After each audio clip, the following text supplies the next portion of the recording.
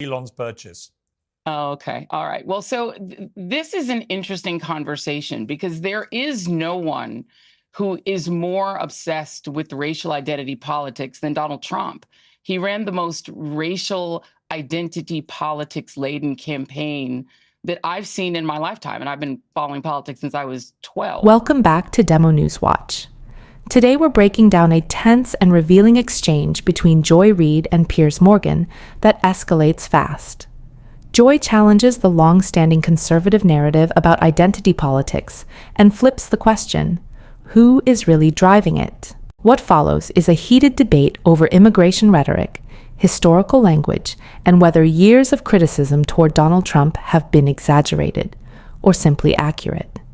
The conversation intensifies with every point, and there are moments that force you to pause and really think about what's being said. Stay with us as we unpack how this discussion unfolds and why it matters. And let me know in the comments where you're watching from. I always appreciate seeing the wide range of voices tuning in. Let's get into it. Because Joy Reid, who hosts the Joy Reid Show on YouTube, joins me now. Joy Reid, welcome to Uncensored. Piers, thank you for having me. Well, we've never met, I don't think. We've never spoken to each other. I think we've locked horns a little bit on social media in the past. I think I'm blocked by you on X. I can't remember what crime I committed, but probably Trump-related. Just first of all, what Barack Obama has said and what Chris Cuomo said there, has that given you pause for thought about what the Democrats should now do? Because it's all very well just shrieking constantly about how evil Trump is, but it clearly hasn't worked now twice. You know, the fact that the guy went away for 4 years and then came back and won again was an utter repudiation of the tactics to be him, wasn't it? Well, first of all, I'll say I have not blocked you on X Twitter because I haven't been on X Twitter since Elon Musk acquired it. I actually left the platform, so there might be someone posing as me who's blocked you. So I think it was prior to Elon's purchase. Oh, okay. All right. Well, so this is an interesting conversation because there is no one who is more obsessed with racial identity politics than Donald Trump. He ran the most racial identity politics laden campaign that I've seen in my lifetime. And I've been following politics since I was 12.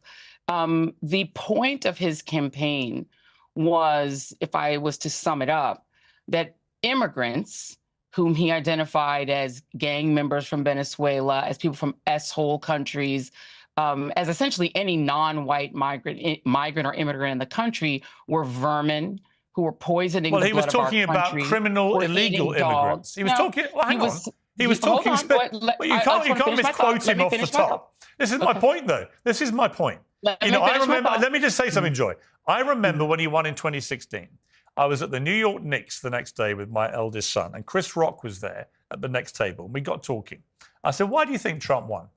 And he said, you know why? He said, if someone's murdered 8 people, stop going around saying he's murdered 9.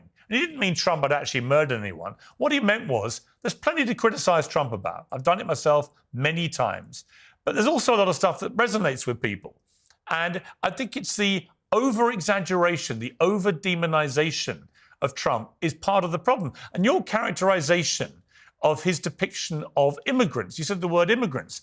Actually, what he was talking about repeatedly on his stump in his rallies was specifically illegal immigrants who come in illegally, who are criminals, who are already convicted criminals, who've come into America across the southern border in huge numbers, who are criminals. He wasn't talking about non-criminal immigrants, as you tried to put it there. So there is a difference. False. No, first of all, it's absolutely false. Let's talk about, for one example, the Haitian immigrants in Ohio. Mm-hmm. These are people who were in the country on a legitimate visa, who are actually improving that community by taking jobs desperately, where people desperately needed to hire and did not have any, enough American-born employees, and they were hiring these folks. They were taking badly needed jobs. They were improving the community economically. He accused them of eating people's cats and dogs. He characterized them as if they were animals. These are people who his own administration had allowed into the country on a legitimate visa. But I agree with you. First of all, I'll stop. Let me just. But I agree with you. So his all-encompassing term about immigrants being vermin and poisoning the blood of the country was all-encompassing because it included them. And in his mind, it included anyone who he said came from an S-hole country, meaning if you came from Nigeria, if you came from the Gabon, if you came from any country in Africa, he in a blanketed way depicted immigrants, again, with Nazi terminology, vermin. What made this exchange so powerful is that Joy Reid didn't just push back. She directly challenged the framing coming from Piers Morgan. When Joy argued that no modern political figure has leaned harder into racial identity politics than Donald Trump, she wasn't trying to provoke outrage. She was reframing a debate that conservatives have dominated for years. For nearly a decade, Republican leaders and media personalities have accused Democrats of being obsessed with race whenever issues like systemic inequality, voting rights, immigration reform, or policing disparities are raised. Joy flipped that narrative and suggested the obsession didn't originate on the left. It was embedded in Trump's own campaign messaging. You could see the shift in tone immediately. Rather than confronting the substance of her argument, Piers Morgan pivoted toward whether critics were overstating their case.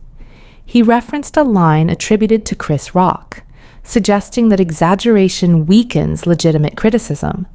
But here's the problem with that analogy. Repeating documented rhetoric is not exaggeration. When Donald Trump used phrases like poisoning the blood of our country during campaign events, those were reported remarks. When he described certain immigrants in dehumanizing terms, those were public statements. Quoting those words isn't distortion. It's holding a public figure accountable for their language. The conversation intensified when Morgan attempted to narrow the focus, arguing that Trump's comments were directed only at undocumented immigrants who had committed crimes. That's when Joy Reid introduced a critical counterexample: Haitian migrants living in Ohio under lawful immigration programs. These were individuals granted legal entry, working essential jobs, contributing economically, and following the rules established by federal policy. Yet they became the subject of viral allegations and hostile rhetoric. If the message were strictly about criminal enforcement, legally present immigrants would not have been swept into the narrative. That moment exposed the larger tension in the debate. When rhetoric extends beyond documented criminal activity and begins to describe broad groups in sweeping, alarming language, it raises serious questions about intent. Is the goal truly about law enforcement and border management? Or is it about amplifying cultural anxiety and reinforcing political identity lines? Joy Reid's argument was that the pattern suggests something deeper than policy disagreement. It suggests strategic messaging rooted in fear. And that's why this exchange between Joy Reid and Piers Morgan matters beyond television drama. It highlights a central divide in American politics: whether strong immigration enforcement can coexist with responsible rhetoric, or whether inflammatory language ultimately fuels division. By pressing the issue directly, Joy forced the discussion away from tone policing and back toward substance, toward what was actually said, who it affected, and why it resonated politically. Let's leave Nazis out of it. You know what? Whenever people, let me. Yeah, but Joy, whenever it's taken you what? It's taken you 4 minutes, and you've called him a Nazi already. Come on. But now, what we're seeing are masked federal agents sweeping up cooks, abuelas, people who work on farms, picking up dishwashers, any brown person. And Tom Homan said, based on one criteria being their appearance, it's overwhelmingly brown and some black people. We're not seeing them sweeping up white folks on the street. Donald Trump ran a racial identity campaign. And yeah, this is America. That is appealing to, unfortunately, a lot of Americans. Well, actually, it turned out to be very appealing to Latino Americans who voted for him in record numbers. More Latinos voted for him than voted for Kamala Harris, the non-white candidate. More Black Americans, African Americans voted for Trump this time round than first time round. So for Not this, true. for this, statistically, it was the same. Same number of Black Republicans voted for him. That's more always Black Americans voted for Trump this time than last time. It was them. And by the way, this is the other challenge. There is a phenomenon, and my family are immigrants. And there is a phenomenon among immigrants of slamming the door behind themselves. And by the way, more Latinas, women in the Latino community voted for Harris. But there is a phenomenon. If you talk to people who actually are in the community and study this and spend a lot of time on it, journalists who studied it, there are a lot of Latinos who want so badly to identify with Americanness that they identify against fellow immigrants. That is not a new thing. No, but maybe they weren't identifying. Maybe they weren't identifying. But Joy, that's not new. Maybe they were just blackness. And let me respond to that. The Latino community is not new. Let me respond to that. Maybe they were just sick and tired of people like you, and I say this respectfully, but people like you constantly calling Trump a Nazi. Maybe they thought it was ridiculous. Maybe don't call people vermin and say they're poisoning the blood of our country. That's not terminology. Don't use it. You have repeatedly, over the last few years, called Trump a Nazi. Now, the Nazis were the most despicable, awful human beings we've seen in 1,000 years. They murdered 12 million people, 6 million Jews in the Holocaust. Trump is not a Nazi. So when you do that, you thought it. Let me finish. You've just done what you normally do. I have said he uses Nazi terminology, and that's a fact. Right.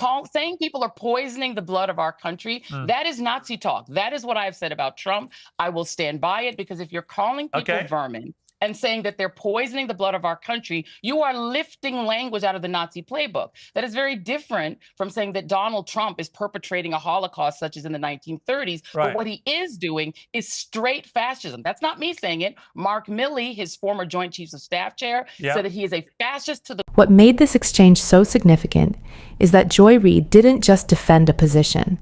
She challenged a political storyline that has been repeated for years. For a long time, conservative voices, including figures like Piers Morgan in this discussion, have argued that Democrats are obsessed with race and identity. The accusation is familiar. Whenever progressives bring up systemic inequality, voting access, immigration reform, or policing disparities, they're told they're dividing the country. But Joy turned that claim around.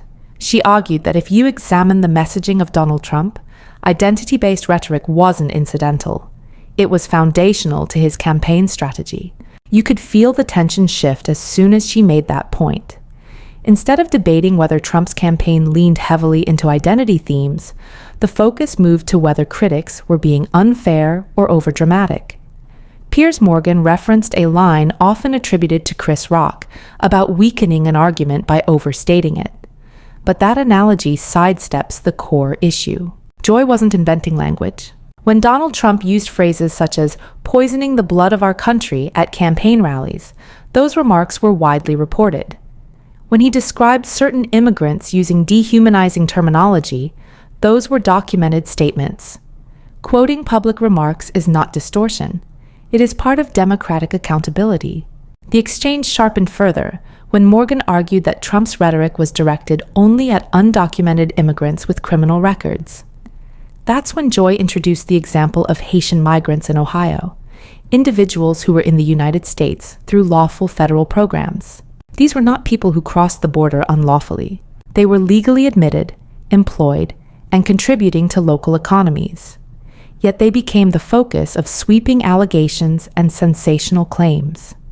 If the messaging were strictly about criminal conduct, then immigrants with legal status would not have been swept into that narrative. And this is where the broader pattern becomes difficult to ignore. When rhetoric expands beyond specific criminal cases and begins to cast suspicion on entire communities, including those who followed legal procedures, the distinction between legal and illegal begins to look less like a firm boundary and more like a political talking point. It suggests that the issue may not solely be about enforcing immigration statutes, but about shaping public perception through heightened fear. That dynamic matters because political language influences public behavior.